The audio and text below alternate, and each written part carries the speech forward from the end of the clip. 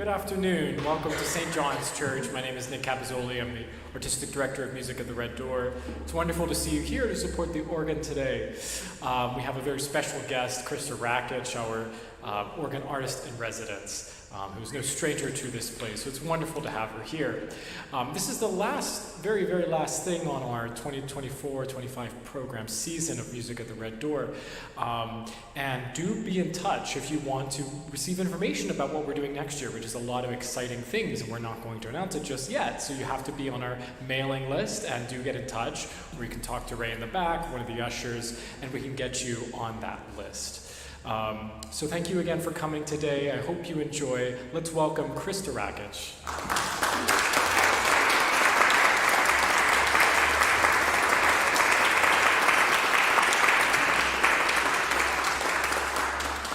The Lark Ascending is inspired by a poem by George Meredith.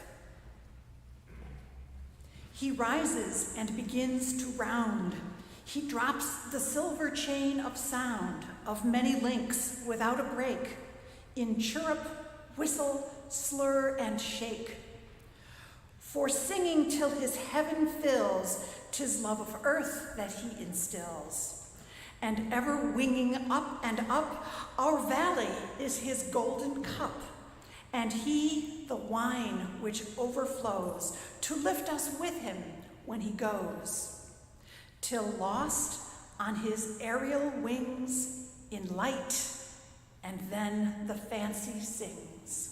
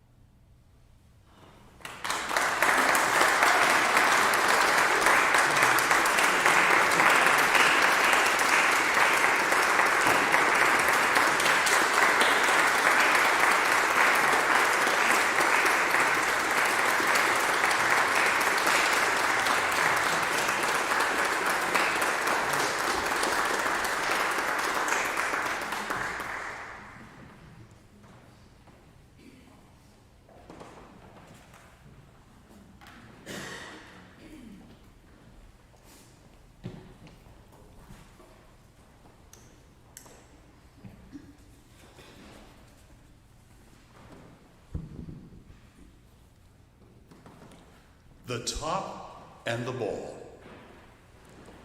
A whipping top and a little ball lay together in a box among other toys. And the top said to the ball, "Shall we be married as we live in the same box?"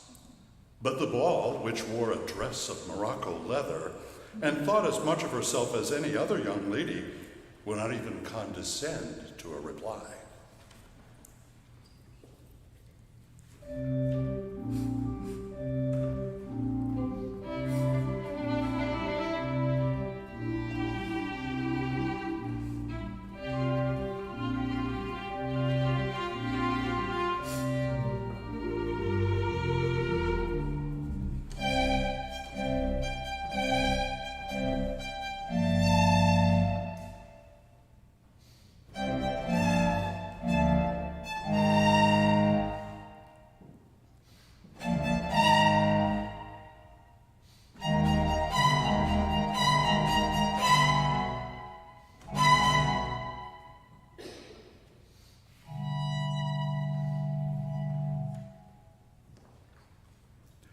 The next day came the little boy, to whom the playthings belonged.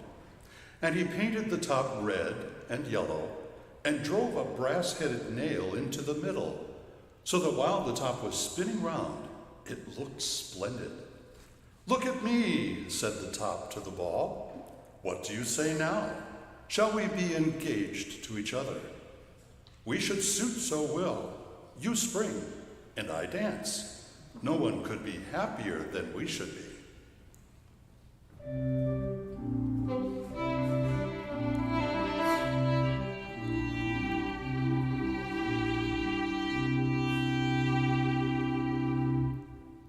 "Indeed, do you think so?" said the ball.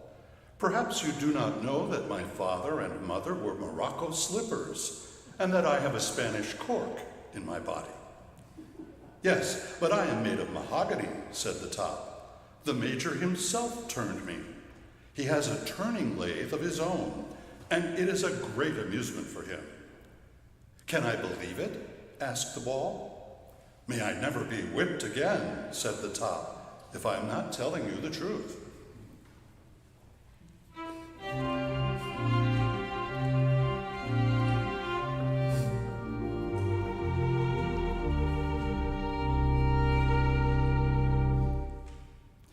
"You certainly know how to speak for yourself very well," said the ball, "but I cannot accept your proposal. I am almost engaged to a swallow. Every time I fly up in the air, he puts his head out of the nest and says, 'Will you?' And I have said yes to myself silently, and that is as good as being half engaged. But I will promise never to forget you." "Much good that will be to me," said the top, and they spoke to each other no more.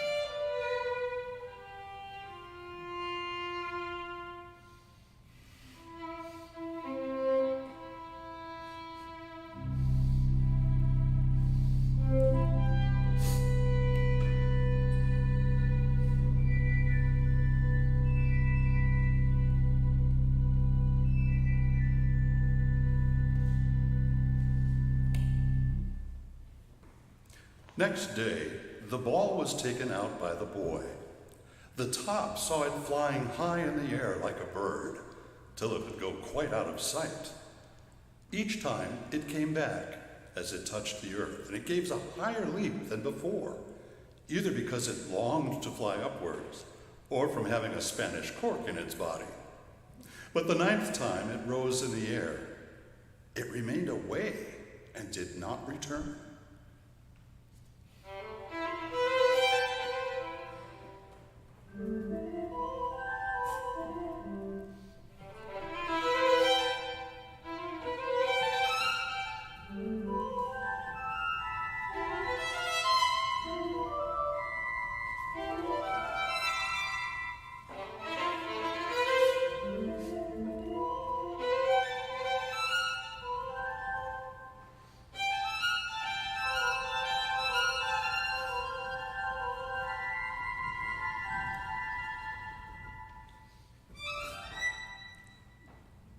The boy searched everywhere for it, but he searched in vain, for it could not be found.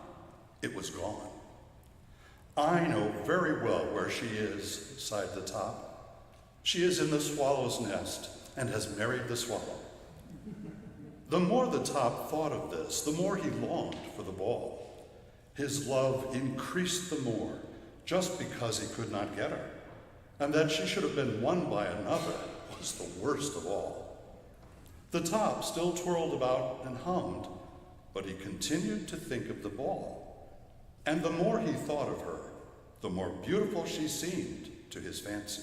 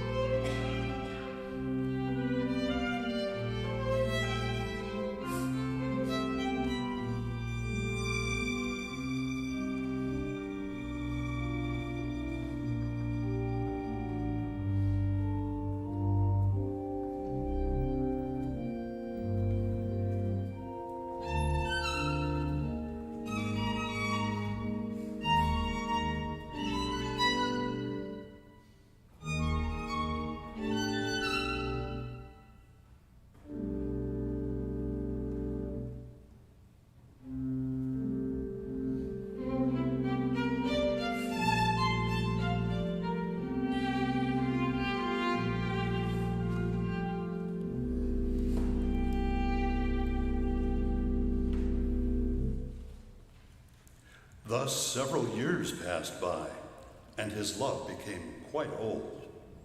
The top also was no longer young. But there came a day when he looked handsomer than ever, for he was gilded all over. He was now a golden top, and whirled and danced about till he hummed quite loud, and was something worth looking at. But one day he leaped too high, and then he also was gone. They searched everywhere, even in the cellar, but he was nowhere to be found. Where could he be?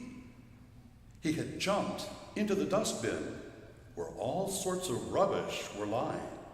Cabbage stalks, dust, and rain droppings that had fallen down from the gutter under the roof.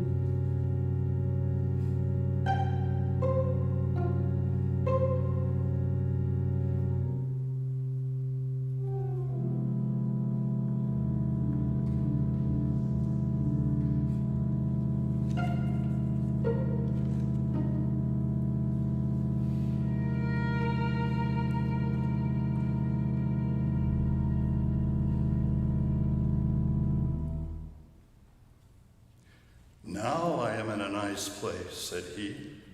"My gilding will soon be washed off here. Oh dear, what a set of rabble have I got amongst." And then he glanced at a curious round thing like an old apple, which lay near a long, leafless cabbage stalk. It was, however, not an apple, but an old ball, which had lain for years in the gutter and was soaked through with water.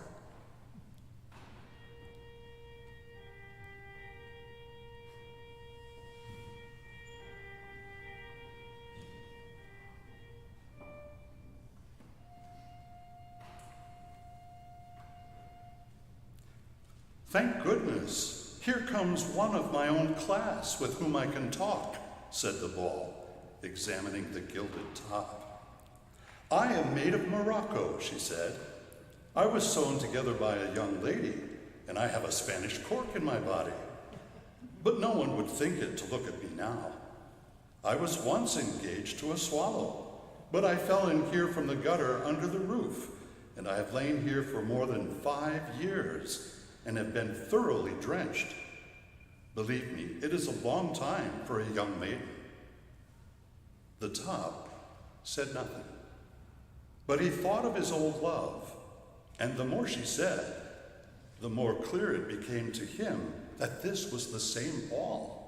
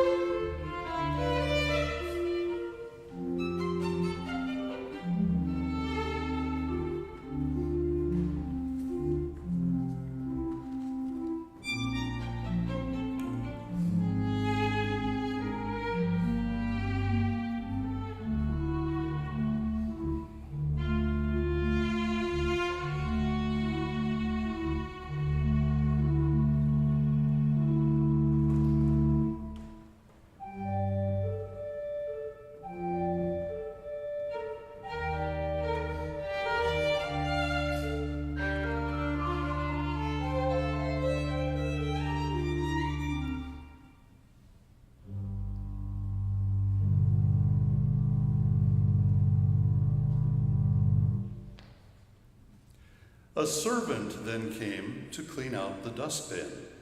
"Ah," she exclaimed, "here is a gilt top." So the top was brought again to notice and honor, but nothing more was heard of the little ball. He spoke not a word about his old love, for that soon died away. When the beloved object has lain for 5 years in a gutter and has been drenched through, no one cares to know her again on meeting her in a dustbin.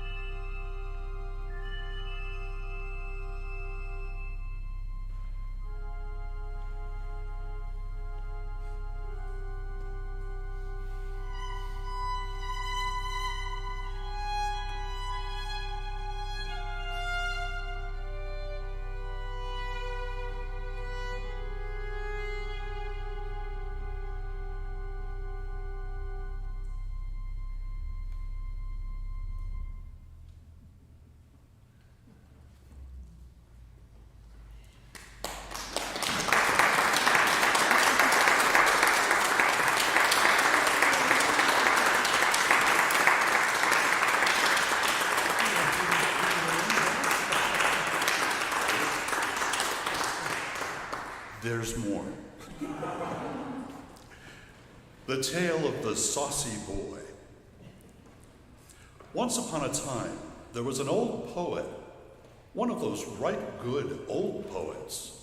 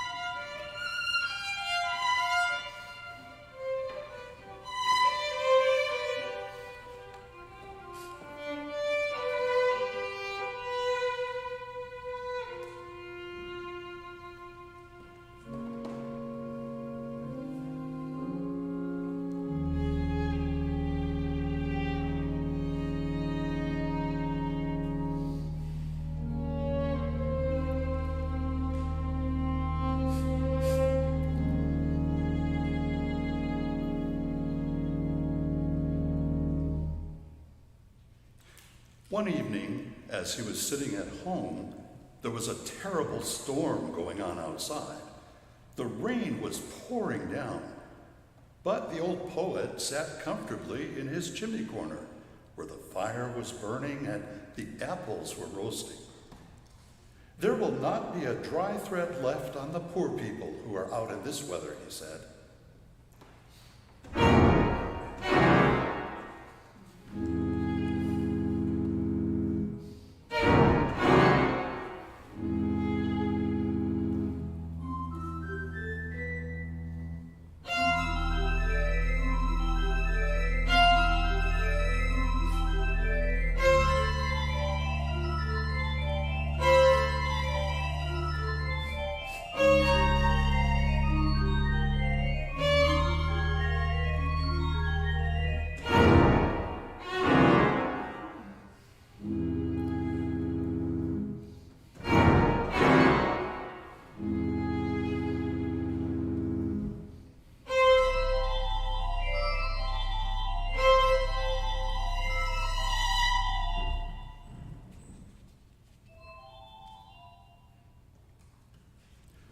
"Oh, open the door. I am so cold and wet through," called a little child outside. It was crying and knocking at the door whilst the rain was pouring down and the wind was rattling all the windows.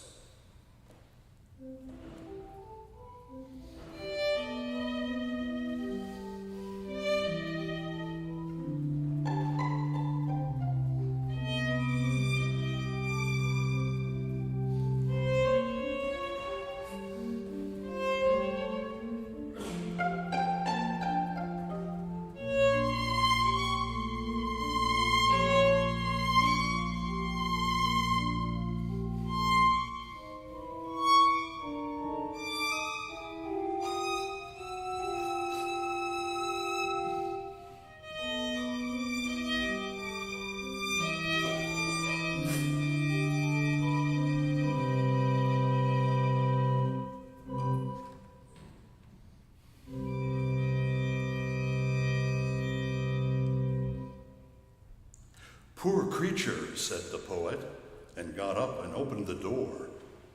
Before him stood a little boy. He was naked, and the water flowed from his long, fair locks. He was shivering with cold. If he had not been let in, he would certainly have perished in the storm. "Poor little thing," said the poet, and took him by the hand. "Come to me. I will soon warm you. You shall have some wine and an apple, for you are such a pretty boy." And he was, too. His eyes sparkled like two bright stars, and although the water flowed down from his fair locks, they still curled quite beautifully.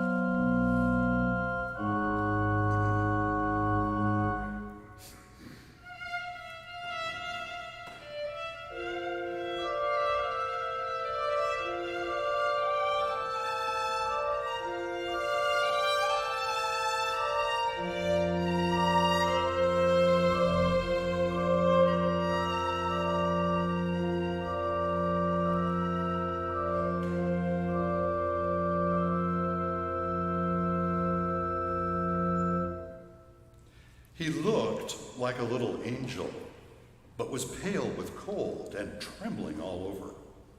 In his hand, he held a splendid bow, but it had been entirely spoiled by the rain, and the colors of the pretty arrows had run into one another by getting wet. The old man sat down by the fire, and taking the little boy on his knee, wrung the water out of his locks and warmed his hands in his own. Then he made him some hot spiced wine, which quickly revived him, so that with reddening cheeks he sprang upon the floor and danced around the old man.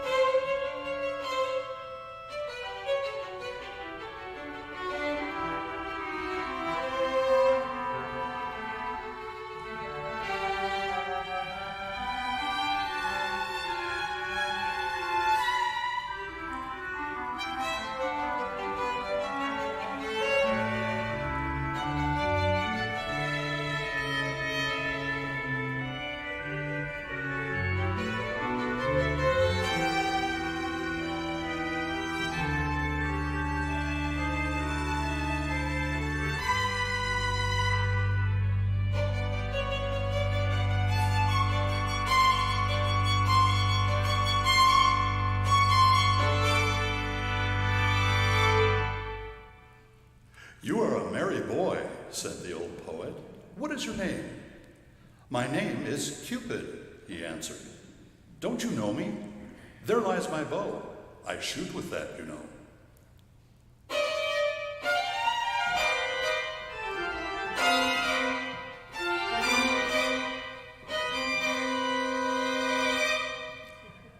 "Look," said Cupid, "the weather is getting fine again, and the moon is shining."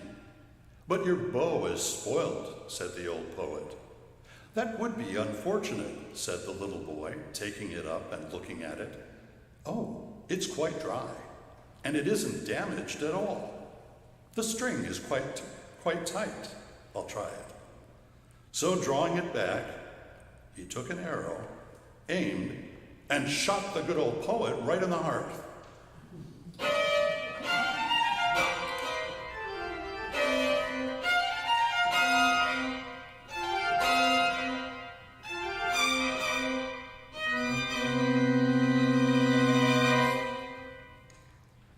"Do you see now that my bow was not spoiled?" Cupid said, and loudly laughing ran away. What a naughty boy to shoot the old poet like that, who had taken him into his warm room, had been so good to him, and had given him the nicest wine and the best apple. The good old man lay upon the floor crying. He was really shot in the heart. "Oh," he cried, "what a naughty boy this Cupid is! I shall tell all the good children about him, so that they can take care never to play with him, lest he hurt them."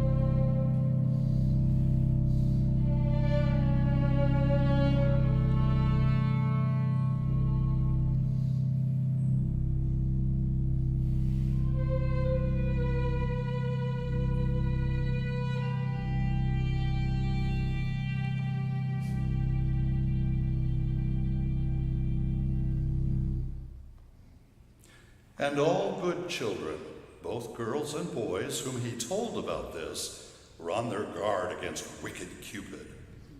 But he deceives them all the time, for he is very deep. When the students come out of class, he walks beside them with a book under his arm and wearing a black coat. They cannot recognize him. And then, if they take him by the arm, believing him to be a student too, he sticks an arrow in their chest.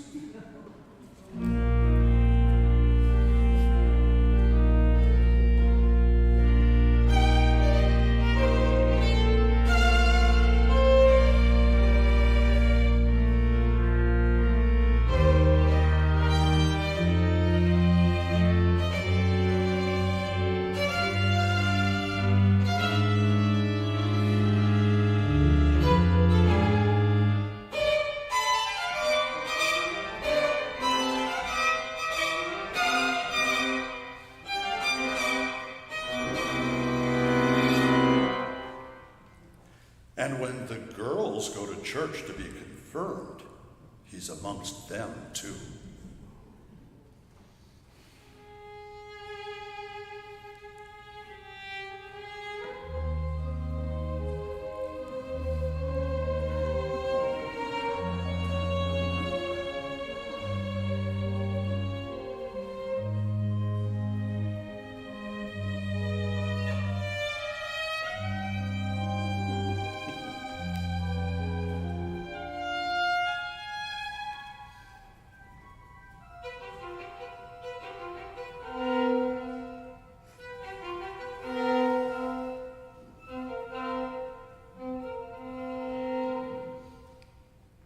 In fact, he is always after people. He sits in the large chandelier in the theater and blazes away so that people think it is a lamp, but they soon find out their mistake. He walks about in the castle garden and on the promenades. Yes, once he shot your father and your mother in the heart too. Just ask them, and you'll hear what they say. Oh, he is a bad boy, this Cupid, and you must never have anything to do with him, for he is after everyone. Just think, he even shot an arrow at old grandmother. But that was a long time ago. The wound has long been healed, but such things are never forgotten.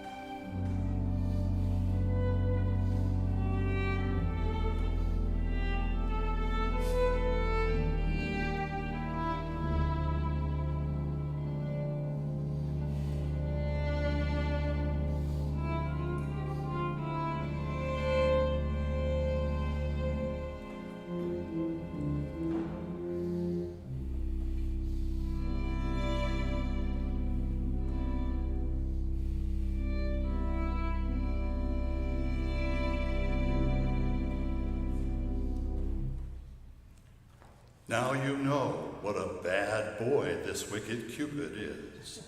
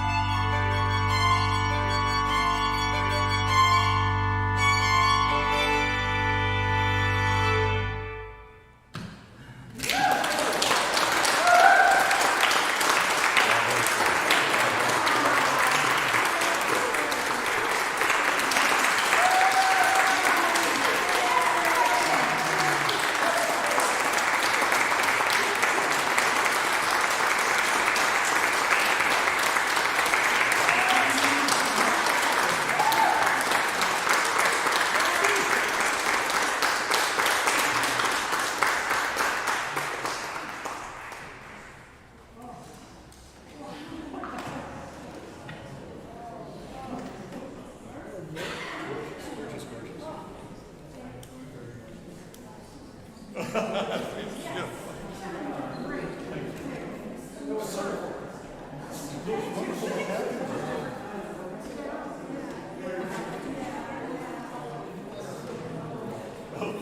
thank you.